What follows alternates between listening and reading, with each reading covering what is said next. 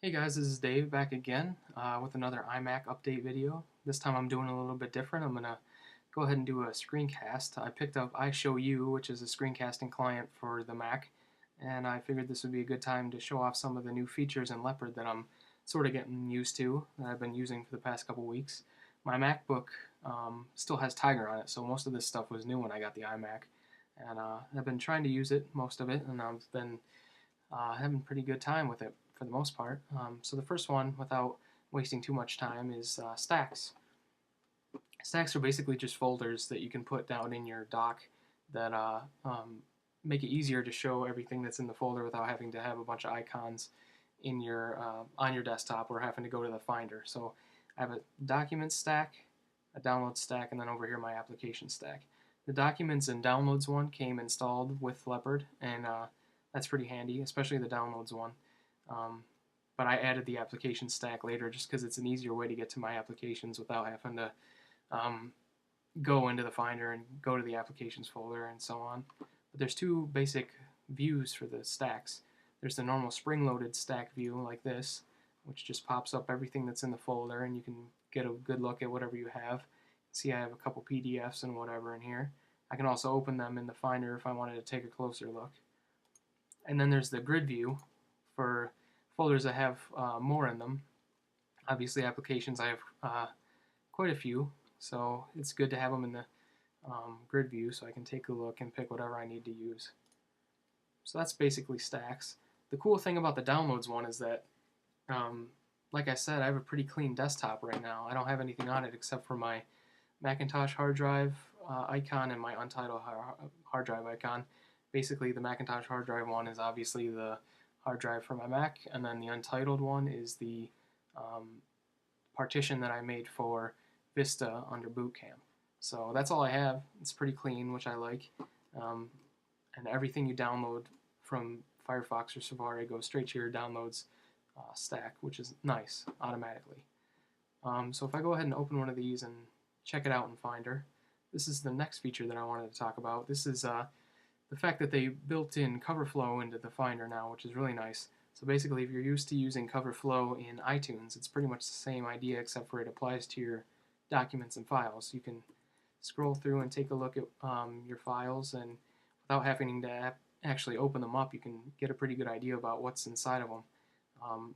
Unlike if you were looking at a folder in Windows, for example, if you're looking at a folder of like Word documents where you just get the normal plain Jane Word document icon, and that doesn't really give you any idea about what's in it aside from maybe the title. This gives you can see pretty much what's inside. From here you can flick around inside if you wanted to take a look. You can also hit the space bar, and that gives you a nice blown up view so you can see what's in whatever file you're looking at, and you can scroll through even. And if that doesn't do it for you, you can even go full screen with it, which blackens everything else out on the desktop and gives you a nice big full screen view of whatever you're looking at. And again, you can scroll through here, and it's pretty nice, I have to admit. So that's pretty much the new Finder Coverflow look. I really like it. It's just an easier way to get around. So from there, I wanted to talk a little bit about Spaces. Spaces isn't exactly a revolutionary idea. If you've ever used any distribution of Linux, for the most part, anyone that I've ever used has had some form of desktop space where you could have multiple desktops, basically virtual desktops, so that you can keep your applications separated and cut down on basically window clutter, so you don't have 1,000 applications open in one window and it's just kind of gets difficult to manage. So right now I have 4 spaces set up, and I think you can add more than that if you wanted to, but I'm not even using all of the 4 right now, so I only have 4 still. This is my main space. If I open up Safari, you'll see that this is pretty much just my default Safari space and Mail, pretty much. Those are the only things I really use on this space. And for some reason, I still haven't changed my default page in Safari. I'm not sure why that is. Usually that's one of the first things I do, but I guess that's besides the point. So that's space 1. If I flip over to space 2, obviously I have iTunes. I also have iMovie. Usually that's what I use in this space. So those 2 apps are pretty much dedicated to space 2. If I flip down to space 4, there's nothing there.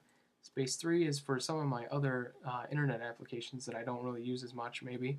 This is NetNewsWire, which is basically just a RSS reader. And as you can see, I have some stuff to read here. But I also have Twitter open a lot of the time here, and Adium, my chat client. And to switch spaces, it's really easy. All you have to do is hold down the Control key and then use your arrow buttons. And as you can see, there's a little black indicator down at the bottom that shows you what space you're on and what space you're coming from, which is nice. You can also look at all the spaces in a grid view, and what I've done is I've made it so that on my Logitech MX Revolution, if I use the thumb scroll forward, it shows me all my spaces, and I can pick one. And from that same view, you can drag an application from one space to another one. So I just moved iTunes to space 1. Now we're in space 1 and there's iTunes. If I wanted to pop back out, I could do the same thing. Drag it back to space 2. And there it is again. So it's pretty easy. It's nice to be able to manage spaces pretty easily. So from there, there's one thing I wanted to mention that I'm not going to talk about, which is Time Machine. That's sort of a given. That was one of the big features for Leopard, but I only have a 250 gigabyte external hard drive, so since the iMac has a 500 gigabyte hard drive, it's not really much of a use to use that for Time Machine. Plus, I have a lot of work-related stuff on my external hard drive that I don't really care about losing, I guess. That's a joke. I need that stuff. So I don't really want to partition that or anything or format it for Time Machine. So basically, I just haven't even touched Time Machine yet. I don't think I've even opened it once, just because there's no point if I don't have a drive to use it with. So I'm going to skip over that for today. Maybe I'll get a bigger external hard drive down the road, or maybe a time capsule or something, and I can come back to that later.